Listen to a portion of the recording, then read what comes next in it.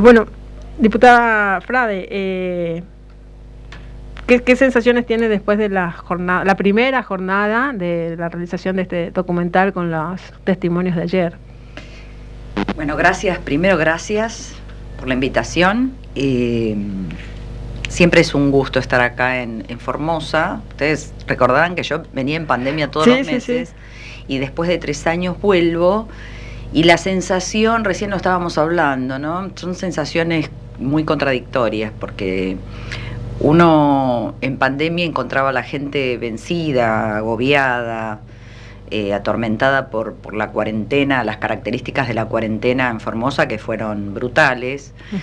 Y hoy me encuentro con los formoseños con esa sensación de asfixia que no logran superar, ¿no? Como que les falta aire. Es una provincia a la que le falta aire. Entonces, en ese marco, ayer los testimonios fueron testimonios muy fuertes. Quizá lo que más me haya impresionado es que en todos los casos recreaban el momento.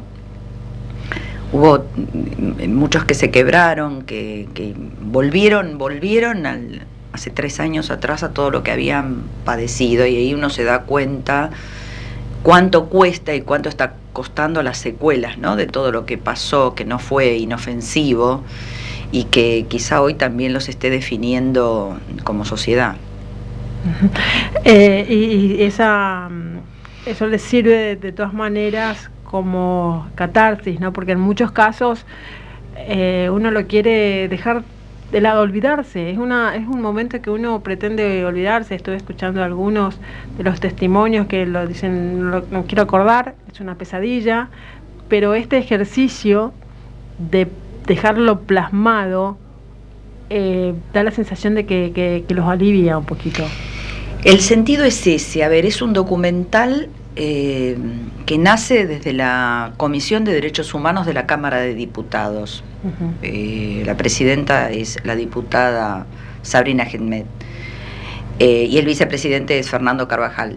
Y nace desde ahí, un poco la idea es dejar un reflejo histórico, un banco de datos de todo lo que pasó en cada provincia. Esta es la más emblemática, me parece, porque fue la más brutal, pero la idea es que todo eso quede documentado, que todo el mundo pueda saber mañana o pasado, cuando pasen años, qué pasó, y que eso dé puntapié, me comprometí a eso, quizá a que podamos alcanzar un proyecto de ley, que podamos declarar algunas de estas cuestiones de la lesa humanidad, porque fueron torturas, y eso abriría paso a la imprescriptibilidad de los delitos que se cometieron, y me parece muy importante como luz para los formoseños. Apuntamos a eso, vamos a ver hasta dónde llegamos. Ayer uno de los comentarios de los oyentes, una de las preguntas era el por qué ahora, o por qué recién. O sea, no, bueno. Hay una explicación por qué recién. La Cámara de Diputados cambia su composición y cambian las autoridades en diciembre de las comisiones.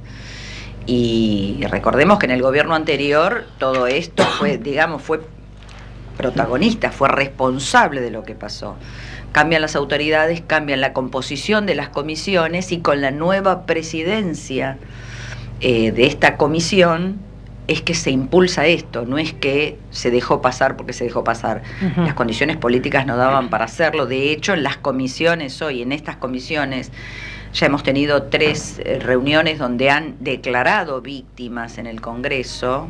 Por supuesto, los diputados estamos viajando porque hay víctimas que no pueden ir hasta el Congreso, pero todo lo que tiene que ver con Unión por la Patria está ausente en esas sesiones. Ninguno de esos diputados está presente. Ahí está la... Si me permitís, bueno, en la era kirchnerista se apoderaron de los derechos humanos y ellos decidían cuál era una violación de derechos humanos y cuál no, y nosotros no entrábamos dentro de esa categoría, ¿no? Y bueno, hubo un repudio en los medios locales, ¿no? Por esta visita, por la creación de este documental. No sé si llegaron a verlo, supongo. Sí, yo se lo mostré a la diputada. La verdad que los que repudian es evidente que son enviados del gobierno, son los mismos personajes que en pandemia a mí me intentaron sacar la matrícula de abogada, me hicieron una denuncia porque yo había dicho que los CAS eran centros clandestinos de detención y bueno, hubo todo un manejo político para intimidarnos, para callarnos, pero la verdad que le agradecemos con Mónica porque mucha gente se enteró que de esta comisión gracias a que publicaron en los portales oficiales del gobierno, Argenfor, Canal 11, entonces nos permiten llegar a más gente y revientan los teléfonos de los 70 testimonios que se habían anotado, hoy superamos 100, así que vamos a tener que hacer jornadas, ya dijimos con Mónica, por Zoom, ya vemos cómo seguimos y vamos a seguir anotando testimonios, porque Fanny, hay que tener en claro esto. Ayer el reclamo de los testimonios pedían justicia. Ellos querían sentir que alguien hacía justicia por ellos. Y si vos te pones a pensar, acá tendríamos que estar tomando testimonios a 640.000 formoseños, porque todos sufrieron una violación al menos de un derecho humano en pandemia. En mayor o menor medida, ¿no? Sí. Bueno, Mónica, Gaby, está Lisandro en línea con nosotros, Lisandro Argañarás, que bueno, también es uno de los conductores a diario aquí. Lisandro, buenos días, ¿cómo estás? Saludamos. Hola Fanny, buen día. Diputada Frade, Gaby, ¿cómo están? Buen día, Lisandro, buen día. Que te mejores pronto. Muy buen día. Gracias, acá estamos tratando de mejorar. Bueno, es interesantísima la charla, la estoy escuchando obviamente desde que comenzaron. Quisiera volver a algo que estuvo explicando la diputada Frade respecto a los objetivos de este documental, y mi consulta era si tiene un fin meramente documental, valga la redundancia, o a partir de esas pruebas y de esa elaboración se piensa iniciar alguna acción política o judicial respecto a estas violaciones de derechos humanos que están denunciando. Bueno, efectivamente el inicio es el documental, que ya de por sí tiene un peso específico y tiene un objetivo. El propósito es que todo el país y el mundo conozca qué pasó bajo el régimen de Infran durante la cuarentena. Sí. Es decir, eso de por sí tiene ya un valor. Recién comenté, esto va a abrir paso, o vamos a intentar que abra paso a eso que recién también hablaba Gabriela, que tiene que ver con la justicia. Digamos, para nosotros, yo siempre dije que acá los abusos y violaciones de derechos humanos en cuarentena fueron sistemáticos, no fueron hechos aislados. Por lo tanto, hubo un plan, y entonces creo que se dan las características para que esto pueda declararse de lesa humanidad, lo que pasó acá. Si esto pudiera ser así, por supuesto por ley se tiene que declarar así, eso abriría paso porque los delitos que se cometieron no habrían prescripto y la gente podría perseguir justicia, porque queda claro, me queda muy claro que no se podía haber hecho todo lo que se hizo sin la complicidad y sin la cobertura judicial. Jueces y fiscales de esta provincia fueron cómplices de todo esto, permitieron que pasara eso, no impidieron de ninguna manera, y entonces acá hay una doble vía, ¿no?, de impunidad, que creo que se podría saldar de esa manera. Pero bueno, son objetivos, el primero es luego son objetivos a alcanzar, que veremos hasta dónde podemos llegar.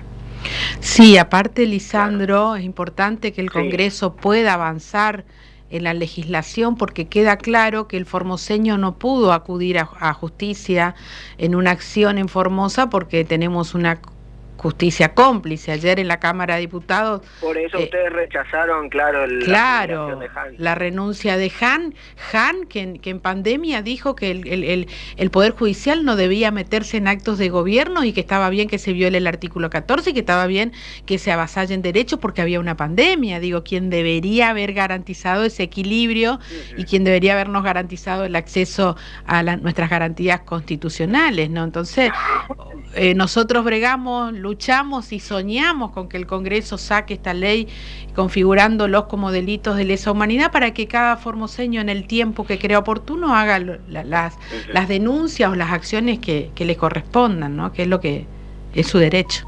Claro. A ver, la oposición y el gobierno nacional lograron acuerdos, por ejemplo, para la ley base, ¿no? Este escenario puede darse también en este caso, por ejemplo, que el gobierno nacional, en el que está Patricia Bullrich, que también vino en pandemia y estuvo con ustedes, estuvo con la gente, pueda bajar, digamos, una línea al oficialismo nacional junto con la oposición y lograr que esto sea ley, este objetivo que nos contaba la diputada Frade. Y estamos trabajando para eso, y en esto te quiero decir que yo creo que el mayor valor que va a tener este trabajo que ha hecho que Mónica venga, que hoy va a estar Fernando también en la jornada, es que cada testimonio va a ser para mí la llave que va a abrir esos corazones, porque una cosa es creer que Formosa solo fue el caso de los varados en la ruta que se veía en los medios, o el caso Mauro Ledesma.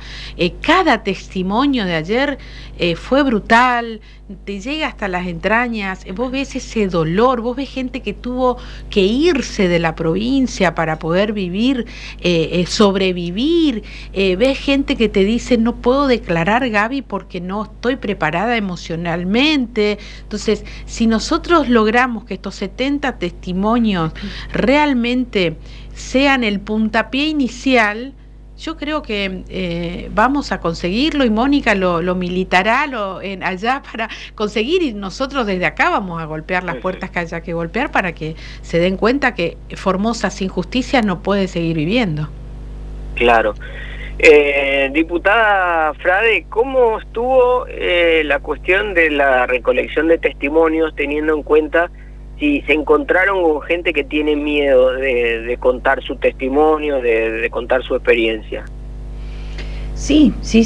Hay gente que tiene miedo, hay gente que pide reserva de identidad, que la vamos a garantizar. No hay nadie que va a quedar expuesto, que esto está sumamente cuidado.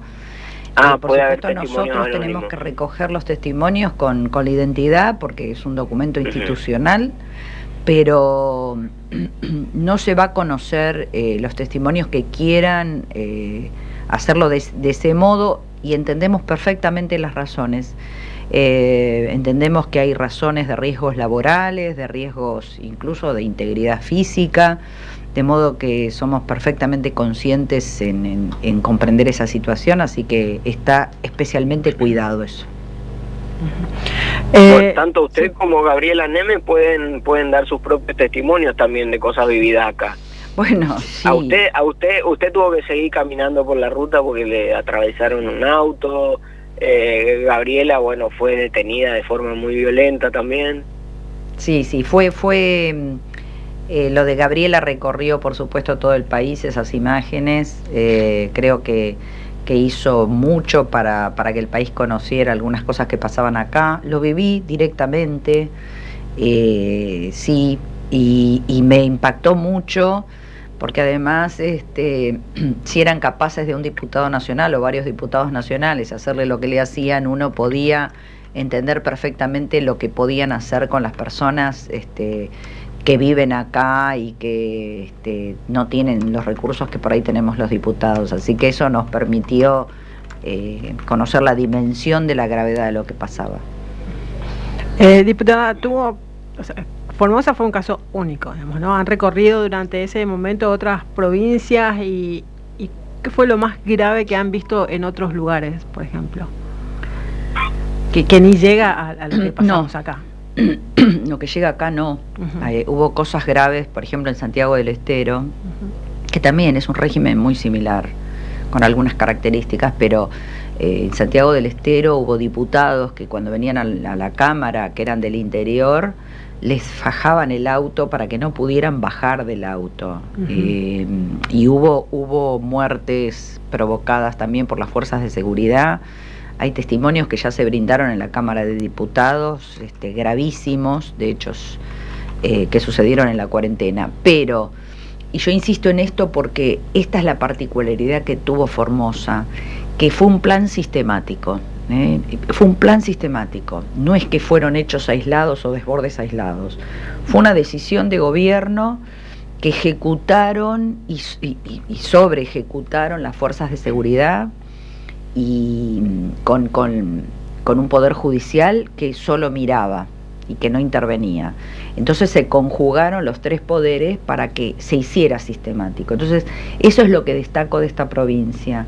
Hubo desbordes en otras, pero no fue de este modo. Por eso hago esta distinción. Bueno, tienen que seguir trabajando con la elaboración del documental, y una última pregunta de mi parte, y después Lisandro, si tiene algo más como para ir cerrando. Pero Gabriela, los casos que en pandemia fueron, por ejemplo, llevados detenidos, presos, que varios abogados tienen diferentes causas, ¿eso avanza? ¿Qué pasó? ¿Esa gente puede volver a hacer un planteo a la justicia? Todos los casos los vamos a tomar. Esto yo quiero que quede claro. Los que no se anotaron se pueden seguir anotando. Nosotros vamos a seguir trabajando. Las causas donde nos denunciaron a nosotros o nos llevaron presos están todas congeladas, paralizadas, porque es la forma que tiene el gobierno de que vos tengas miedo y decir, mirá que en cualquier momento puede salir una nueva detención. Sí van saliendo aquellas que se prescriben por el tiempo, entonces por ahí recibís alguna notificación de que zafaste por prescripción. ¿Y por qué es eso? Sí. Porque ellos no nos quieren llamar a declarar, porque todas esas causas deberían salir con una falta de mérito, por un sobrecimiento, porque no hay razones de los que fuimos detenidos, de los que han sido golpeados, y eso nos habilitaría a nosotros a iniciar una acción por falsa denuncia, por daños y perjuicios. Entonces ellos solo tienen, es el modelo de Infran. Infran hace lo mismo con los intendentes, dejan que les arman causas en el Tribunal de Cuentas y las dejan ahí para cuando algún intendente quiere sacar el pie del plato, le cae el peso de la ley. Lo mismo hacen con los ciudadanos. Pero yo quiero este mensaje, Fanny.